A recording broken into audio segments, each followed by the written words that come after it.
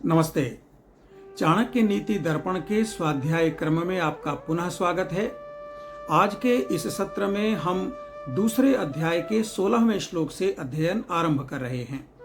श्लोक है, बलम विद्या च विप्राणाम राज्याम सैन्यम बलम तथा बलम वित्तम च वैश्यानाम शूद्राणाम परिचर्यिका। आचार्य चाणक्य का मानना है कि इस संसार में कोई भी पदार्थ, वस्तु, प्राणी, मनुष्य आदि कोई भी हो, उसका कहीं ना कहीं विशेष महत्व होता है। कोई ना कोई विषय, कोई ना कोई संदर्भ ऐसा होता है जहां किसी विशेष व्यक्ति का या किसी विशेष वस्तु का इतना महत्व होता है कि कोई दूसरा उसकी बराबरी नहीं कर सकता। इस संदर्भ को वे कुछ उदाहरणों से स्पष्ट करते हैं। बलम विद्या च विप्राणाम, जो विप्र हैं, ब्राह्मण हैं, विद्वान हैं, पंडित हैं, विशेषज्ञ हैं, उनका बल, उनकी शक्ति, उनकी अद्वितीयता उनके ज्ञान में होती है, उनकी विशेषज्ञता में होती है, जहां कोई दूसरा उनका मुकाबला नहीं कर सकता।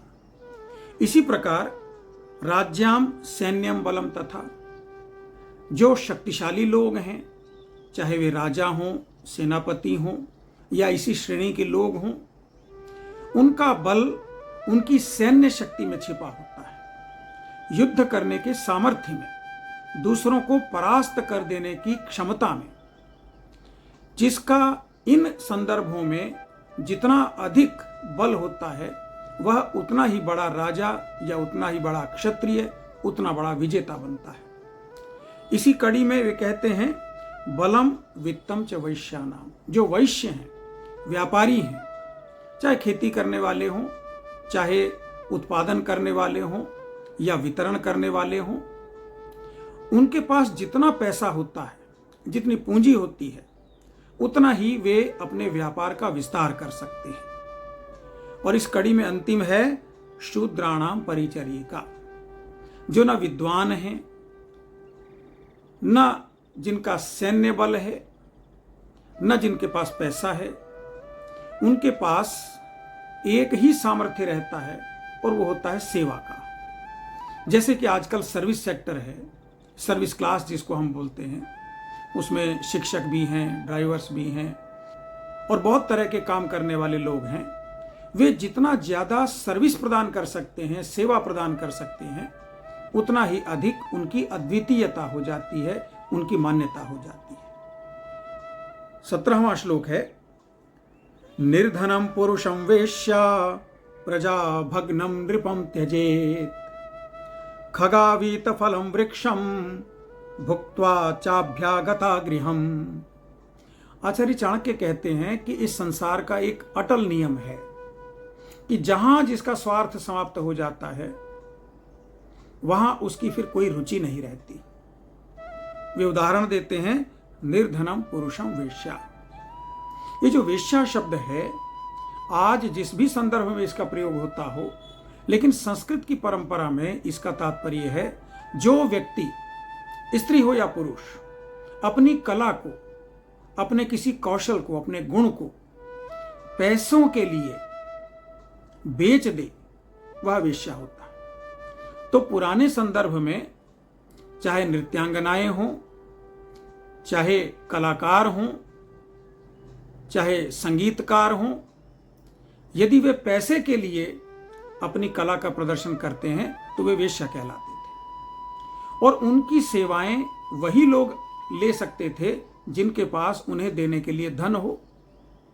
तो यहां चाणक्य जी कहते हैं कि निर्धनम पुरुषम वेश्या, जिस व्यक्ति के पास पैसा नहीं, वेश्या उसे छोड़ देती है।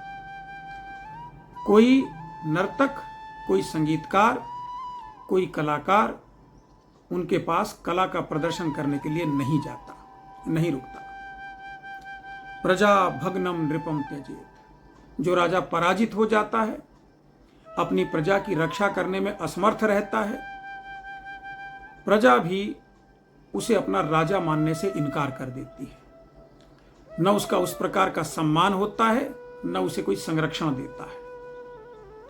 खगावीत फलम वृक्षम, जब वृक्षों के फल झड़ जाते हैं, टूट जाते हैं, समाप्त हो जाते हैं, तो पक्षी भी वहां बसेरा नहीं करते, वहां से किसी दूसरी जगह चले जाते हैं। और अंत में भुक्त्वा च अभ्यागता गृहम। अभ्यागत का अर्थ है अतिथि, मेहमान। वे आते हैं, उनका आतिथ्य होता है, मान सम्मान होता है, खाना पीना। उसके बाद वे कुछ बातें या जो भी उनका उद्देश्य होता है उसको पूरा करके फिर चल देते हैं, उस घर में स्थायी रूप से नहीं रहते। 18वां श्लोक है, गृहीत्वा दक्षिणां विप्रास्त्यजन्ति यजमानकम् प्राप्त विद्या गुरुं शिष्या दग्धारण्यं मृगास्तथा। 17वें श्लोक में जो चर्चा की गई थी उसके कुछ और उदाहरण यहां आचार्य चाणक्य प्रस्तुत करते हैं। गृहीत्वा दक्षिणां विप्राः त्यजन्ति यजमानकम्। जब किसी यजमान को अपने घर में कोई अनुष्ठान कराना होता है, जन्मदिन, विवाह, यज्ञ, गृह प्रवेश, मुंडन, कोई संस्कार, तो वे ब्राह्मण को ससम्मान आमंत्रित करते हैं।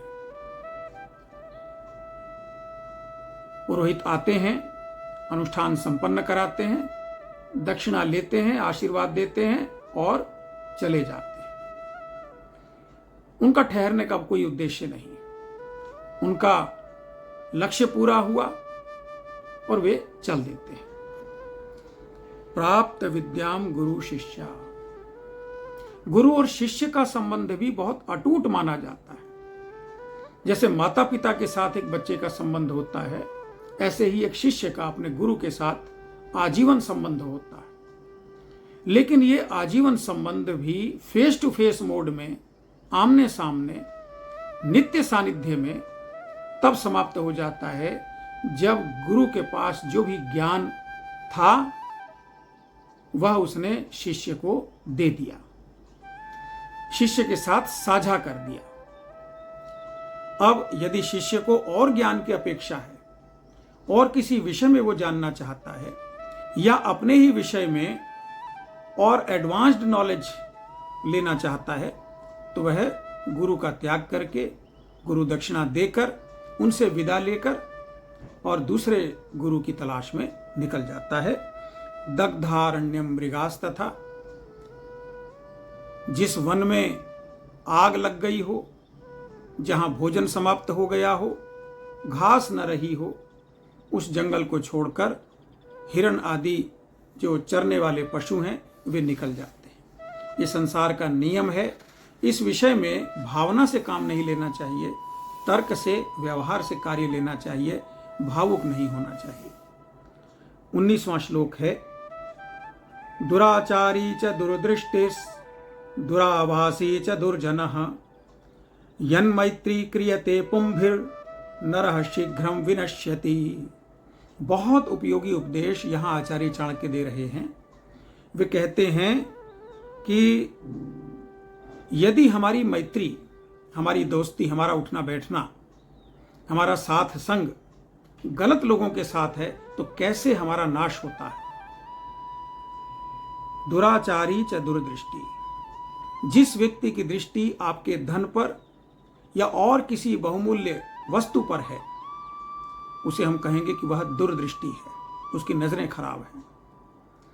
और दुराचारी जिसका आचरण खराब है, चाहे झूठ बोलता हो, चाहे धोखा देता हो, चाहे छल करता हो, गलत आचरण वाला हो। दुरावासी जो गलत स्थान पर रहता है, जहां नहीं रहना चाहिए, जहां आसपास कानों में अच्छे शब्द न पड़े, जहां देखने के लिए अच्छे व्यवहार न हो, जहां सुनने के लिए अच्छे बोल ना हो, ऐसे स्थान पर रहना किसी भी व्यक्ति के लिए अच्छा नहीं होता। ऐसी जगहों पर रहने वाले लोगों को हम दुर्जन कहते हैं, बुरा व्यक्ति कहते हैं।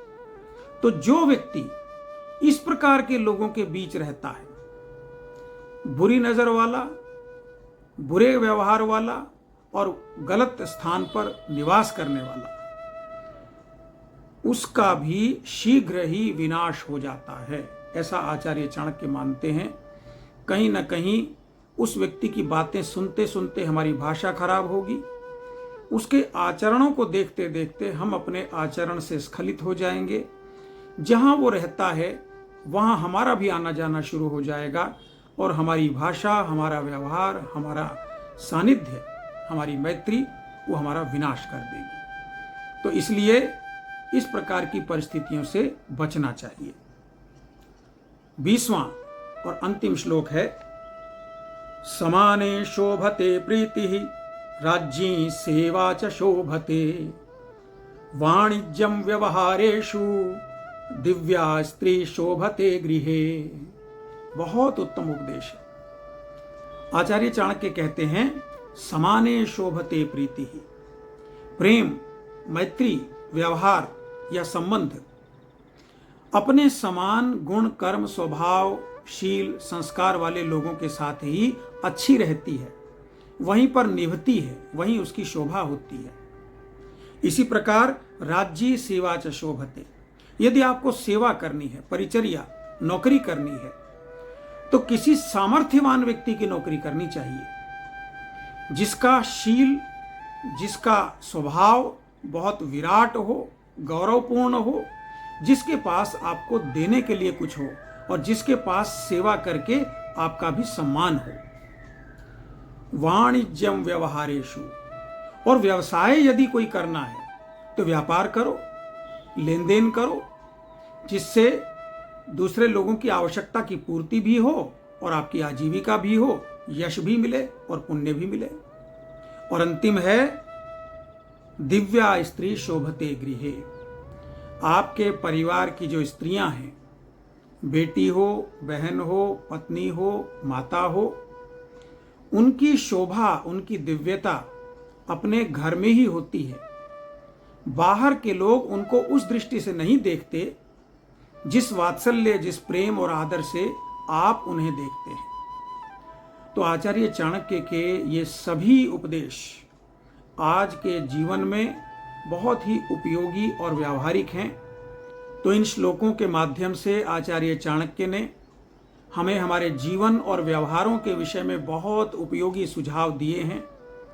यदि ये उपदेश आपको भी अच्छे लगे हों तो इन्हें अपने तक सीमित न रखें, अपने मित्रों और शुभचिंतकों तक इनके पहुंचने का माध्यम बने। बहुत बहुत धन्यवाद। नमस्ते।